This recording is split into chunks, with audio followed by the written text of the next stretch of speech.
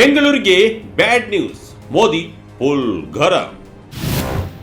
ಸಬ್ urban ರೈಲು deadline 2030ಕ್ಕೆ shift.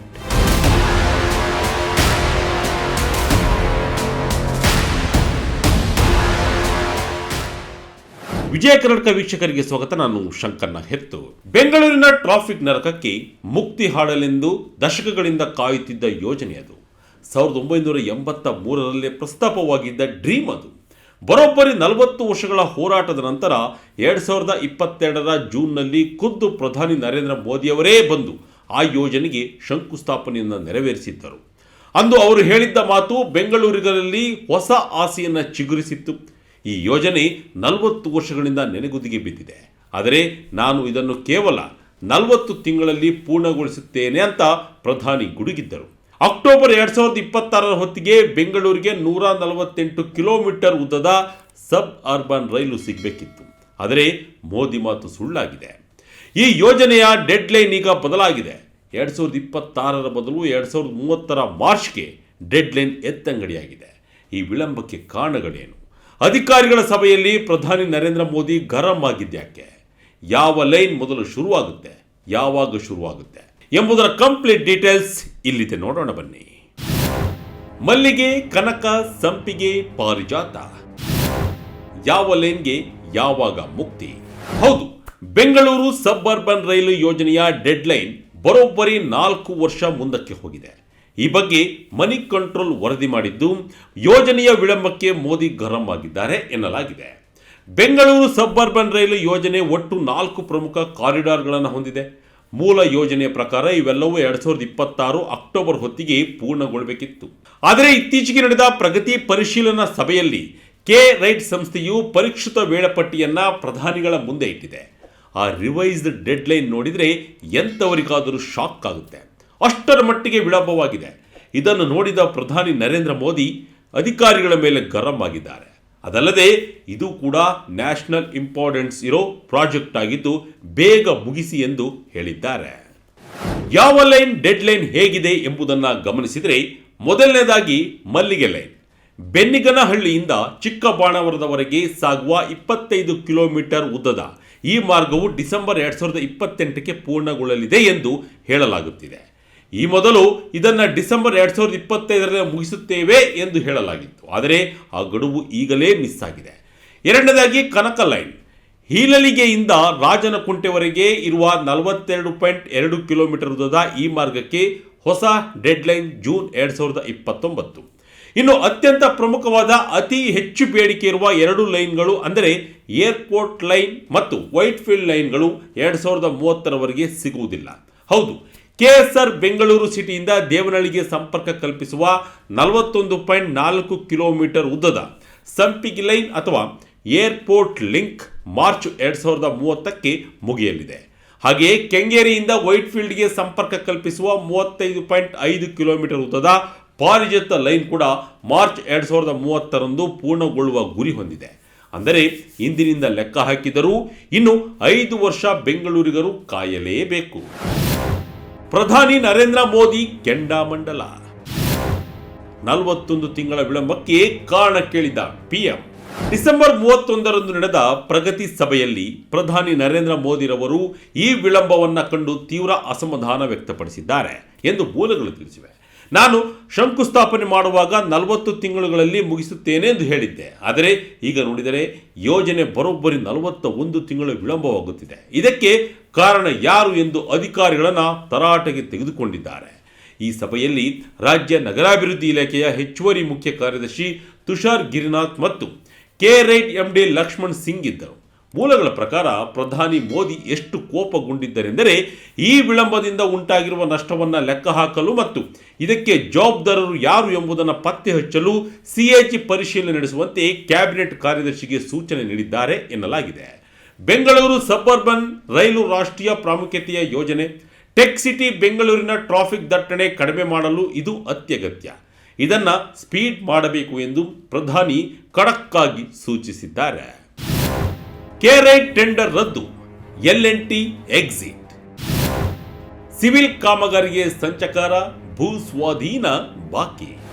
ಅಷ್ಟಕ್ಕೂ ಇಷ್ಟು ದೊಡ್ಡ ಮಟ್ಟದ ವಿಳಂಬ ಆಗಿದ್ಯಾಕೆ ಎಂಬುದನ್ನು ನೋಡಿದರೆ ಇದಕ್ಕೆ ಪ್ರಮುಖ ಕಾರಣ L&T ಸಂಸ್ಥೆಯ ನಿರ್ಗಮನ. ಹೌದು, ಮಲ್ಲಿಗೆ ಮತ್ತು ಕನಕ ಲೈನ್ಗಳ ಸಿವಿಲ್ ಕಾಮಗಾರಿ ಗುತ್ತಿಗೆಯನ್ನ L&T ಪಡೆದಿತ್ತು. ಆದರೆ ಮಾರ್ಚ್ 2025ರಲ್ಲಿ ಈ ಒಪ್ಪಂದದಿಂದ L&T ಹಿಂದೆ ಸರಿದಿತ್ತು. ಹೀಗಾಗಿ ಕಾಮಗಾರಿ ಅರ್ಧಕ್ಕೆ ನಿಂತಿತ್ತು. ಈಗ KRED ಸಂಸ್ಥೆಯು ನವೆಂಬರ್ 4ರಂದು ಮಲ್ಲಿಗೆ ಲೈನ್ಗೆ ಮಾತ್ರ ಹೊಸ ಟೆಂಡರ್ ಕರೆದಿದೆ. ಜನವರಿ 22ರಂದು ಈ ಟೆಂಡರ್ ಓಪನ್ ಆಗಲಿದ್ದು ನಂತರವಷ್ಟೇ ಕೆಲಸ ಮತ್ತೆ ಶುರುವಾಗಬೇಕಾಗಿದೆ. ಜನವರಿ 22ರಂದು ಈ ಟೆಂಡರ್ ಓಪನ್ ಆಗಲಿದ್ದು ನಂತರವಷ್ಟೇ ಕೆಲಸ ಮತ್ತೆ ಶುರುವಾಗಬೇಕಾಗಿದೆ. ಕನಕ ಲೈನ್ಗೆ ಇನ್ನು ಟೆಂಡರ್ ಪ್ರಕ್ರಿಯೆ ಬಾಕಿ ಇದೆ. ಇನ್ನೊಂದು ದೊಡ್ಡ ಸಮಸ್ಯೆ ಏನಪ್ಪಾ ಅಂದರೆ ಭೂಸ್ವಾಧೀನ ಸಮಸ್ಯೆ. ಮಲ್ಲಿಗೆ ಲೈನ್ಗೆ ಬೇಕಾದ ಭೂಸ್ವಾಧೀನ ಪ್ರಕ್ರಿಯೆ ಬಹುತೇಕ ಮುಗಿದಿದೆ ಎಂದು KIADB ಹೇಳಿದೆ. ಕನಕ ಲೈನ್ಗೂ ಜಮೀನು ಸಿಕ್ಕಿದೆ. ಆದರೆ ಬಾಕಿ ಉಳಿದಿರುವ ಸಂಪಿಗೆ ಅಥವಾ ಏರ್ಪೋರ್ಟ್ ಲೈನ್ ಮತ್ತು ಪಾರಿಜಾತ ಲೈನ್ಗಳಿಗೆ ಇನ್ನೂ ರೈಲ್ವೆ ಇಲಾಖೆಯಿಂದ ಮತ್ತು ಇತರ ಮೂಲಗಳಿಂದ ಭೂಮಿ ಹಸ್ತಾಂತರ ಆಗಬೇಕಾಗಿದೆ. ಭೂಸ್ವಾಧೀನವೇ ಮುಗಿಯದೆ ಕಾಮಗಾರಿ ಶುರು ಮಾಡುವುದು ಹೇಗೆ ಎಂಬ ಪ್ರಶ್ನೆ ಎದ್ದಿದೆ. ಏರ್ಪೋರ್ಟ್ ಲೈನ್ಗೆ ಗುಡ್ ನ್ಯೂಸ್. ಅಲೈನ್ಮೆಂಟ್ಗೆ ಸಿಕ್ತು ಗ್ರೀನ್ ಸಿಗ್ನಲ್. ಇಷ್ಟೆಲ್ಲ ಬ್ಯಾಡ್ ನ್ಯೂಸ್ಗಳ ನಡುವೆ ಒಂದು ಸಣ್ಣ ರಿಲೀಫ್ ಸುದ್ದಿ ಕೂಡ ಇದೆ. ಅದೇನೆಂದರೆ ದೇವನಹಳ್ಳಿಗೆ ಸಂಪರ್ಕ ಕಲ್ಪಿಸುವ ಸಂಪಿಗೆ ಲೈನ್ನ ಅಲೈನ್ಮೆಂಟ್ ಅಥವಾ ಮಾರ್ಗ ನಕ್ಷೆಗೆ ನೈಋತ್ಯ ರೈಲ್ವೆ ಕೊನೆಗೂ ಅನುಮೋದನೆ ನೀಡಿದೆ. ಈ ಅನುಮೋದನೆಗಾಗಿ 2 ವರ್ಷಗಳಿಂದ ಕಾಯಲಾಗುತ್ತಿತ್ತು. ಪ್ರಧಾನಿಗಳ ಸಭೆಗೆ ಕೇವಲ ಕೆಲವೇ ಗಂಟೆಗಳ ಮೊದಲು ಈ ಅನುಮೋದನೆ ಸಿಕ್ಕಿದೆ.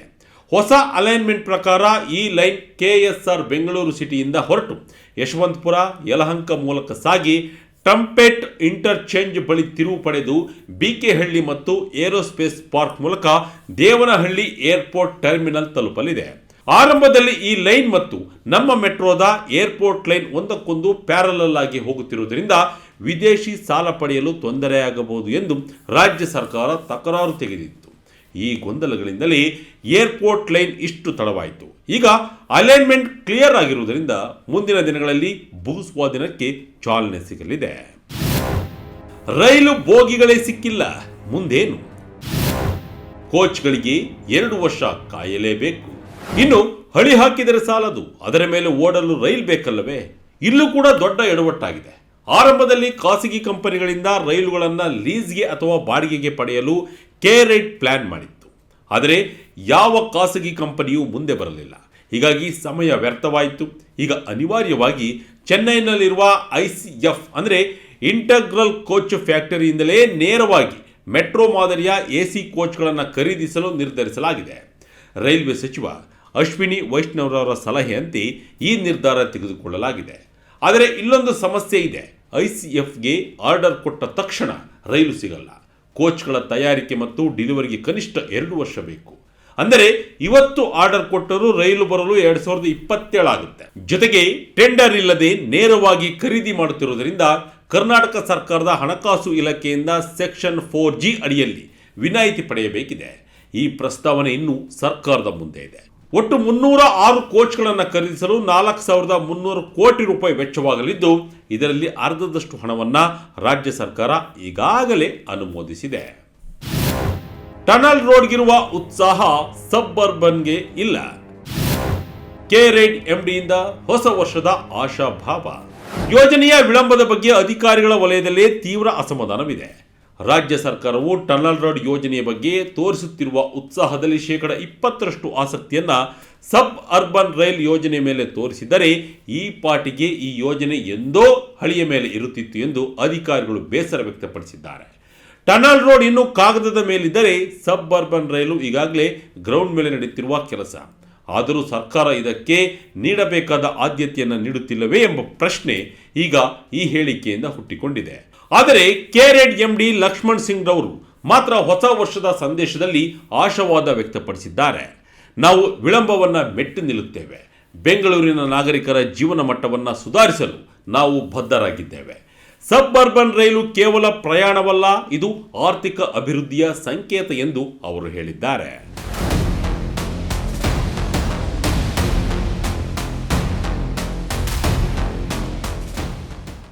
ಒಟ್ಟಿನಲ್ಲಿ 1983ರಲ್ಲಿ ಕಂಡ ಕನಸು 2022ರಲ್ಲಿ ಪಡೆದ ಜೀವ ಈಗ 2030ರತ್ತ ದೃಷ್ಟಿ ನೆಟ್ಟಿದೆ. ಬೆಂಗಳೂರಿನ ಟ್ರಾಫಿಕ್ ಸಮಸ್ಯೆಗೆ ರಾಮಬಾಣವಾಗಬೇಕಿದ್ದ ಈ ಯೋಜನೆ ಅಧಿಕಾರಿಗಳ ನಿರ್ಲಕ್ಷ್ಯ, ಗುತ್ತಿಗೆದಾರರ ಸಮಸ್ಯೆ ಮತ್ತು ಭೂಸ್ವಾಧೀನದ ತೊಡಕುಗಳಲ್ಲಿ ಸಿಲುಕಿ ನಲುಗುತ್ತಿದೆ. ಪ್ರಧಾನಿ ನರೇಂದ್ರ ಮೋದಿಯವರ ಖಡಕ್ ವಾರ್ನಿಂಗ್ ನಂತರವಾದರೂ ಕಾಮಗಾರಿ ವೇಗ ಪಡೆಯುತ್ತಾ ಎಂಬುದನ್ನು ಕಾದು ನೋಡಬೇಕಿದೆ. ಅಲ್ಲಿಯವರೆಗೂ ಬೆಂಗಳೂರಿಗರು 2030ರವರೆಗೂ ಟ್ರಾಫಿಕ್ ಜಾಮ್ನಲ್ಲೇ ನರಳಬೇಕು. ಅಲ್ಲಿಯವರೆಗೂ ಸ್ವಲ್ಪ ಅಡ್ಜಸ್ಟ್ ಮಾಡಿಕೊಳ್ಳಿ.